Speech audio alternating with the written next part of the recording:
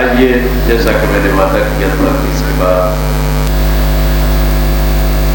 مولانا سید محمد اسلم رضوی صاحب اللہ تعالیٰ صدر علماء بورڈ مہاراشٹر کی تقریر ہوگی۔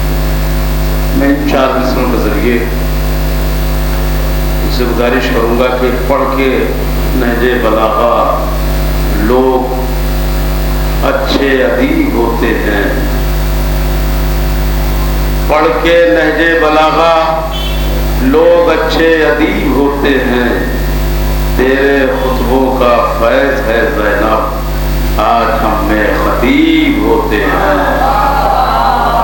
تیرے خطبوں کا فیض ہے زینب آج ہم میں خطیب ہوتے ہیں۔ حضرات، آج کے جشن میں ہندوستان کی مشہور و معروف شخصیت ڈاکٹر نایاب الوری صاحب، جو کہ ادب کے حوالے سے پوری دنیا میں ہندوستان کی نمائندگی کرتے ہیں، ہمارے درمیان موجود ہے۔ یہ ہمارے لیے شرف کی بات ہے، اور اس کے علاوہ اسٹیج پہ ہمارے ایسے علماء کرام موجود ہیں کہ جو اپنے علم اور اپنے ہنر کے ذریعے سے پوری دنیا میں جانے اور پہچانے جاتے ہیں۔ دنیا کے گوشے گوشے میں ان کے پڑھائے ہوئے طلاب، شاگرد، علماء خدمت ملت جعفریہ میں مصروف ہیں۔ یہ ہماری خوشبختی ہے، خوش قسمتی ہے کہ وہ آج ہماری جشن میں موجود ہیں۔ میں انتہائی ادب و احترام کے ساتھ گزارش کر رہا ہوں حجت الاسلام والمسلمین عالی جناب مولانا سید محمد اسلم رضوی صاحب، جو باقابہ صدر علماء بورڈ مہاراشٹر سے کو تشریف لائیں اور اپنے نورانی بیان سے ہمارے اذہان کو منور فرمائیں۔ آپ حضرات ایک بلند ترین نعرہ صلوات سے استقبال فرمائیں۔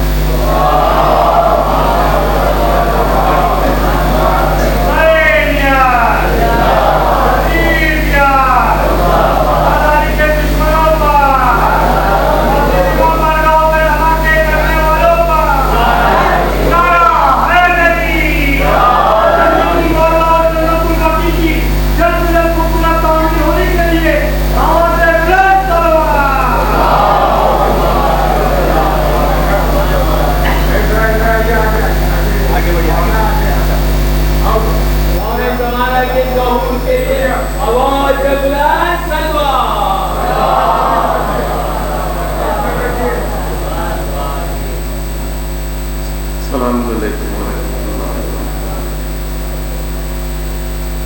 لا حول ولا قوة الا باللہ العلی العظیم۔ حسبنا اللہ ونعم الوکیل، نعم المولا ونعم النصیر۔ اعوذ باللہ من الشیطان اللعین الرجیم۔ بسم اللہ الرحمن الرحیم۔ الحمد لأہلہ والصلاة على أهلها۔ أما بعد فقد قال الله سبحانه تبارك وتعالى وقوله الحق۔ بسم الله الرحمن الرحيم۔ يا أيها الذين آمنوا اتقوا الله وكونوا مع الصادقين۔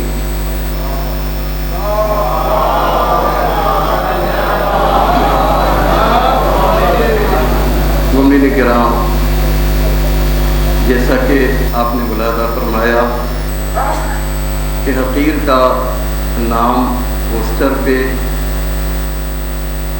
افتتاحی تقریر کے لیے لکھا ہوا تھا، لیکن اب یہ درمیانی تقریر ہو گئی ہے، اور شاید یہ منتظمین کی محبت تھی کہ انہوں نے یہ سوچا کہ محفل کچھ گرم ہو جائے تاکہ اسی موقع پر ہتھوڑا مار دیا جائے۔ کچھ چیزیں ایسی ہوتی ہیں کہ جو محبت کی بنیاد اس میں شامل حال رہتی ہے، لیکن میں دل میں یہ دعا کر رہا تھا کہ مجھے ابتدائی میں دعوت دے دی جائے، کیونکہ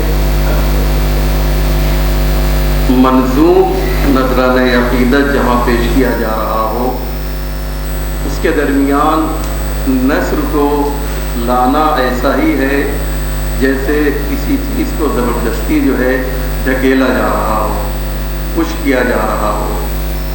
بہرحال میں اب یہ سوچ رہا تھا کہ یہ حقیقت میں آپ نے جشن رسالت معاب لکھا تھا، اصل میں یہ جلسہ سیرت النبی ہے۔ آپ کہیں گے صاحب یہ لفظ تو ہم نے کہیں اور سنا ہے، یہ کسی اور جگہ کا لفظ ہے جلسہ سیرت النبی۔ یاد رکھیے گا وہ کیا کہتے ہیں، وہ کیا پڑھتے ہیں، مجھے اس سے بحث نہیں ہے۔ میں اس کا نام یوں دے سکتا ہوں کہ یہ منظوم جلسہ سیرت النبی ہے۔ کیوں؟ اس لیے کہ وہاں پر جو تذکرہ ہوتا ہے نام تو سیرت کا ہوتا ہے، لیکن تذکرہ جو ہے صورت کا کیا جاتا ہے۔ کیوں؟ اس لیے کہ وہاں یہ کہا جاتا ہے کہ رسول کا گال ایسا تھا، اور ہم کیا تذکرہ کرتے ہیں؟ ان کی توجہ گال پر ہوا کرتی ہے، ہماری توجہ آل پر ہوا کرتی ہے۔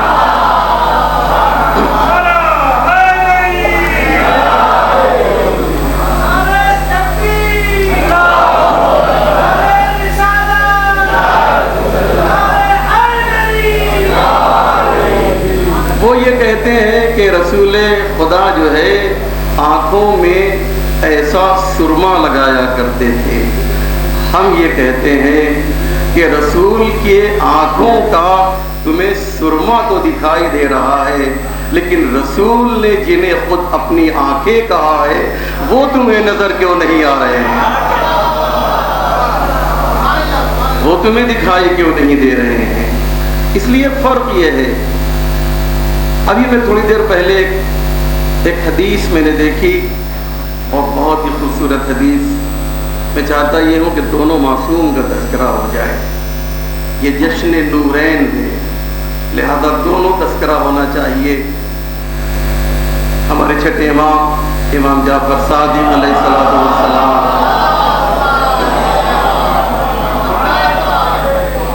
ارشاد فرماتے ہیں کہ دیکھو دنیا کا کہ بہترین ناموں میں سے جو سب سے بہترین نام ہے وہ محمد ہے، اور مجھے کائنات کی جتنی چیزیں بھی مل جائیں میں خود ان تمام چیزوں کو اس ایک نام محمد پر قربان کرنے کے لیے تیار ہوں۔ اور کیوں نہ ہو عزیزوں، تذکرہ مجھے دونوں کا کرنا ہے، اتنا مجھے وقت دیا گیا، اس کے اندر میں گفتگو کو مکمل کروں گا۔ خورشید بھائی نے تو کہا کہ آپ 40-45 منٹ پڑھیے، میں نے کہا نہیں بھائی یہ موقع یہ مناسب نہیں ہے، انشاءاللہ بہت مختصر کر کے گفتگو پیش کروں گا۔ کہ آپ دیکھیے ہم لوگ جو تذکرہ کرتے ہیں وہ صفات کا تذکرہ کرتے ہیں، ہمارے یہاں ذات معیار نہیں ہے۔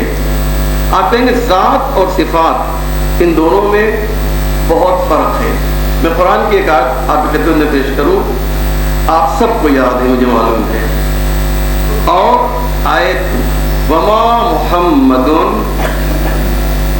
اس کے بعد کیا ہے جی اللہ رسول، وما محمد، محمد کچھ نہیں ہے۔ کیسا لگ رہا ہے آپ کو؟ آپ کو یہ کیسا لگا؟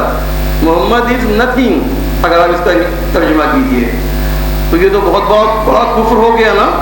اگر کوئی یہ کہے صاحب مولانا اسلم کچھ نہیں ہے مثال کے طور پہ، تو مجھے خراب لگے گا، میں کہوں خورشید بھائی کچھ نہیں ہے نا، کوثر بھائی پسند کچھ نہیں ہے، تو یہ کیا ہے؟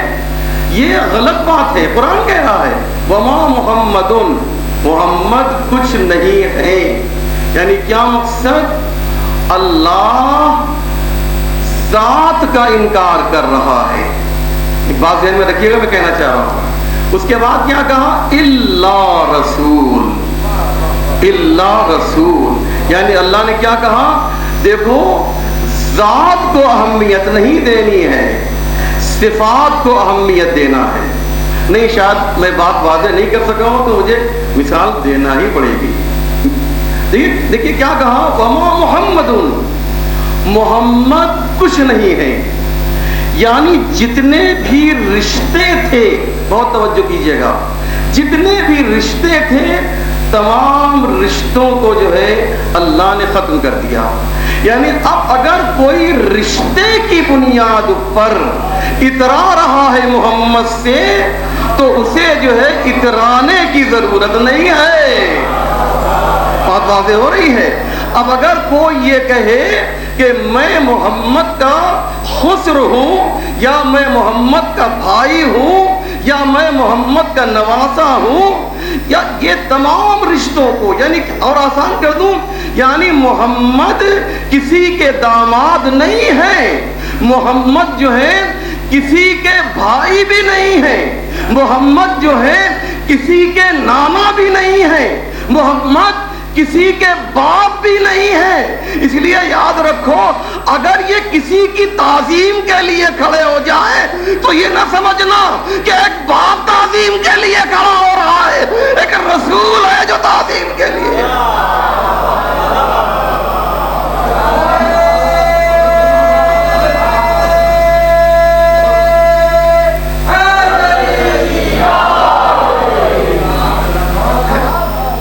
ایک رسول ہے، لہذا محمدیت کو ختم کیا ہے آیت نے، یاد رکھیے گا، محمدیت کو ختم کیا ہے، رسالت کو ختم نہیں کیا ہے۔ رسالت، محمد کیا ہے؟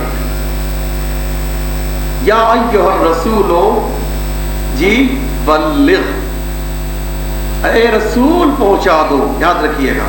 یہ نہیں کہا کہ اے محمد پہنچا دو، کیوں؟ اس لیے کہ غدیر میں جو ہے محمد کا کام نہیں ہے کہ کل کوئی کہہ دے کہ بھائی کا تعارف کرایا تھا، بلکہ رسالت کا کام ہے۔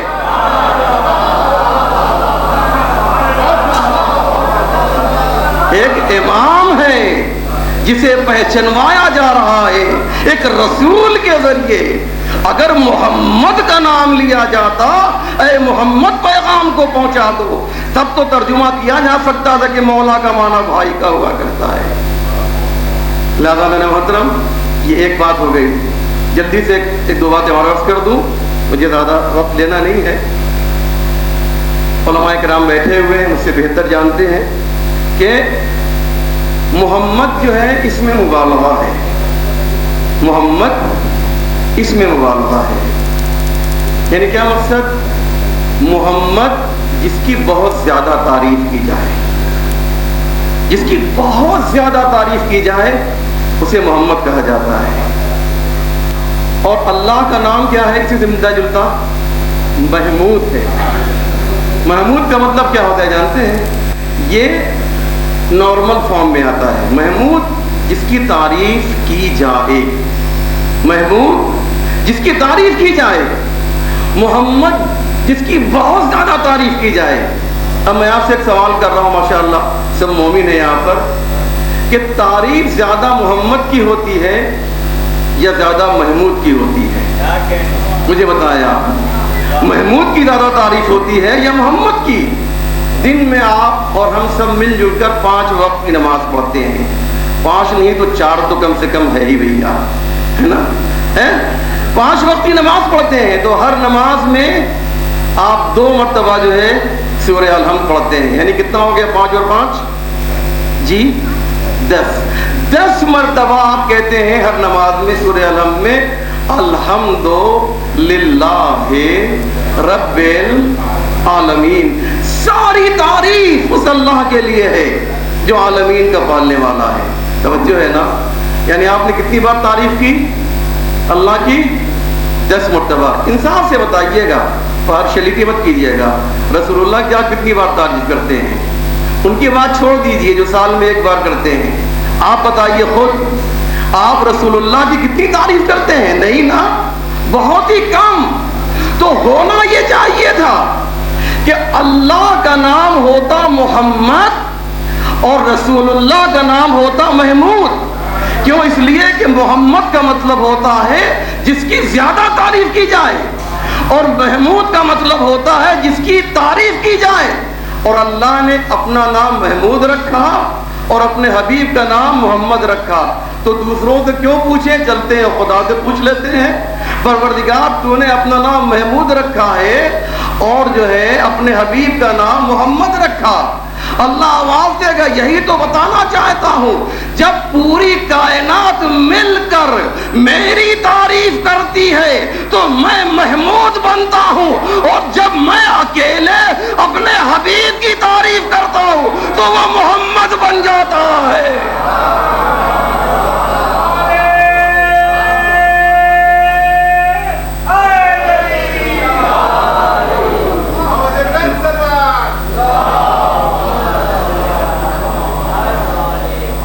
اور یہی انہی کی نسل سے جو چھٹا ہمارا امام ہے، یہ خون محمد ہے، یہ لحم محمد ہے، یہ قرۃ العین محمد ہے. جو تعریف محمد کی ہوگی وہی تعریف جو ہے ان کی بھی ہوگی، کوئی فرق نہیں ہے. اور پیغمبر نے تو خود ہی کہہ دیا ہے. میرے پاس باتیں بہت سی تھیں لیکن میں جانتا ہوں کہ اس سے زیادہ میرے پاس وقت نہیں. آخری بات سن لیجیے جلدی سے کہ جو تعریف محمد کی ہوگی، میں ہمیشہ کہا کرتا ہوں کہ اہل بیت کی تعریف کرو تاکہ خدا سمجھ میں آئے کہ جب مخلوق ایسی ہے تو خالق جی کیسا ہوگا. اور غلامان حیدر کرار کی تعریف کرو تاکہ اہل بیت سمجھ میں آئے کہ جب غلام کا مرتبہ اتنا بلند ہے تو پھر آقا کیسے ہوں گے. آیت اللہ قراتی کا ایک جملہ کہی تو پیش کر تو بات آ گئی ہے کہ ایک شخص نے آقا قراتی سے ایک سوال کیا کہ کیا یہ صحیح ہے. جملہ سنیں گے عزیزو. علماء حضرات بیٹھے ہوئے جانتے ہیں آیت اللہ قراتی بہت بڑا نام ہے جمہوریہ اسلامی ایران کی، بہت بڑی شخصیت.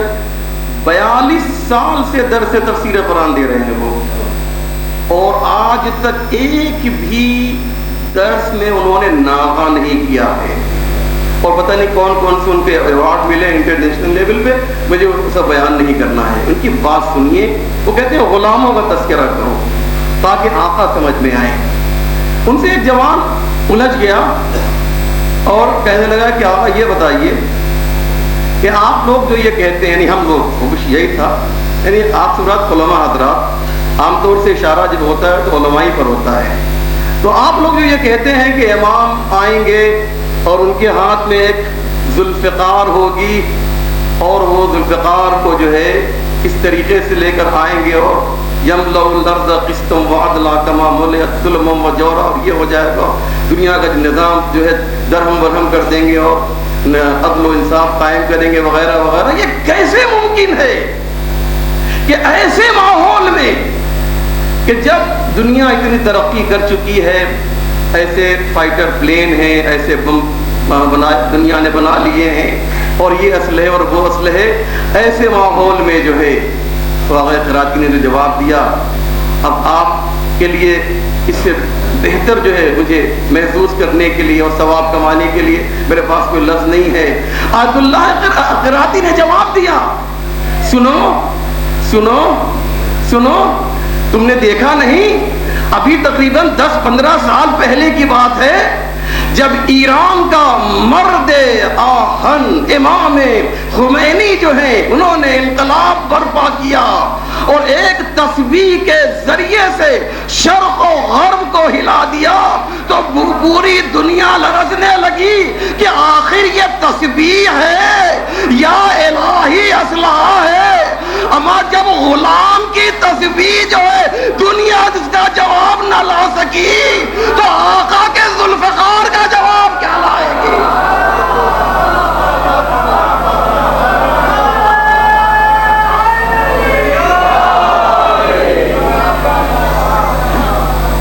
اس لیے غلام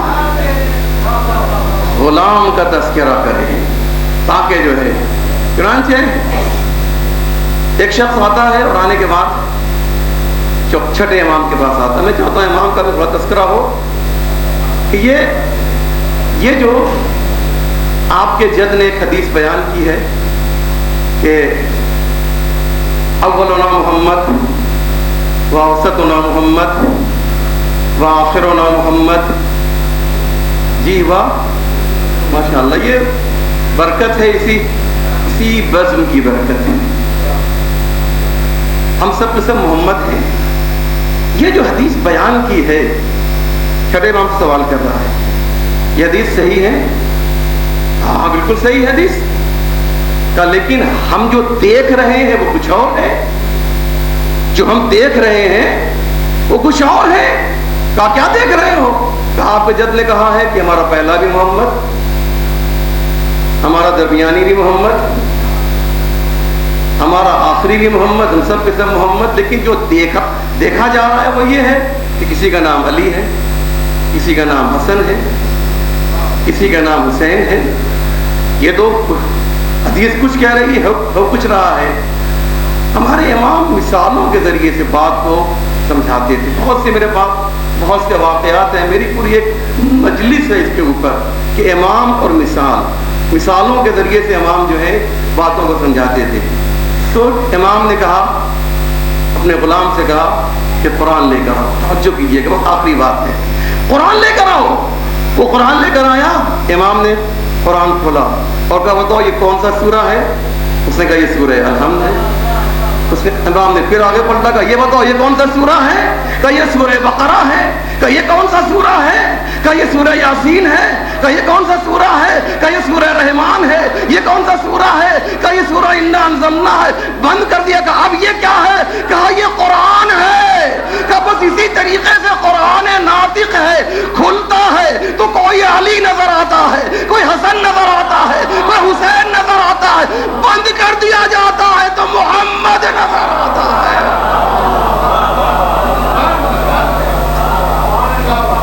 آئیے مومنین,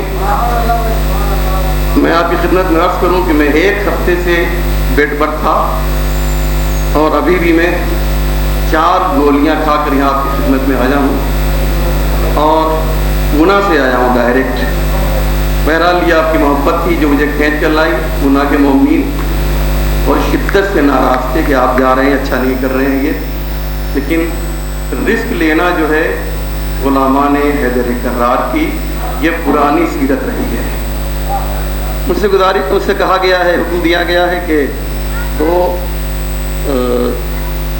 ایک مومنہ ہیں اور ایک بندے خدا ہیں. یہ دونوں بہت شدید علیل ہیں, بیمار ہیں.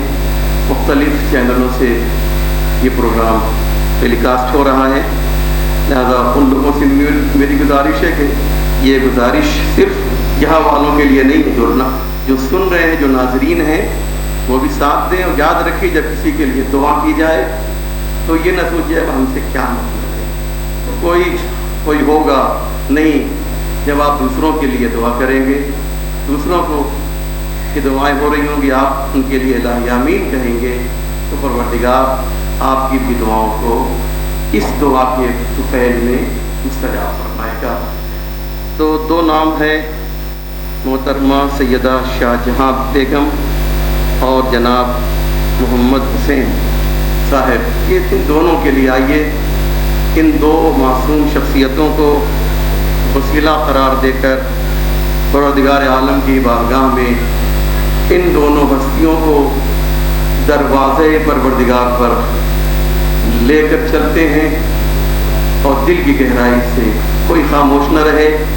میں نے عرض کیا کہ آپ دوسروں کے لیے جب دل سے دعا کریں گے بغیر شرم و حیا کے, آپ کس کی بارگاہ میں حاضر ہیں؟ اس خدا کی بارگاہ میں جو کہتا ہے انتم الفقراء الی اللہ واللہ هو الغنی الحمید. ہم سب فقیر ہیں, کچھ بھی ہو جائیں لیکن کھاتے تو اللہ کا دیا ہوا ہے. آئیے ان دونوں کے لیے دعا کرتے ہیں. بلند آواز سے ہمارا ساتھ دیجیے. ہم یہ کی تلاوت کرتے ہیں.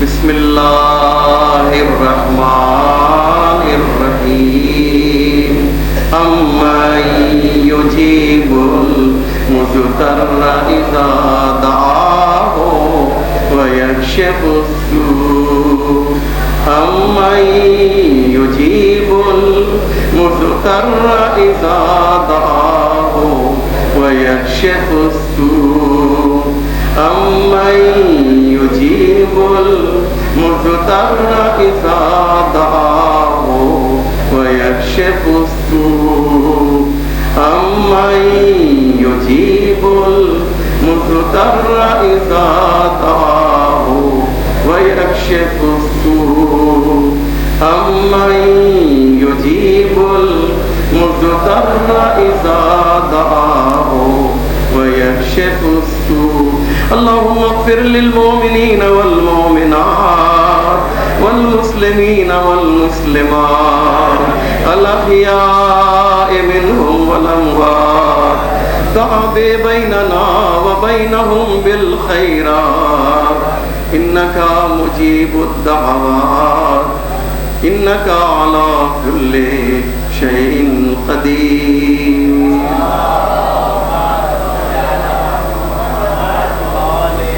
مومنین میں معذرت چاہتا ہوں کہ زیادہ طولانی تقریر نہیں کر سکتا تھا.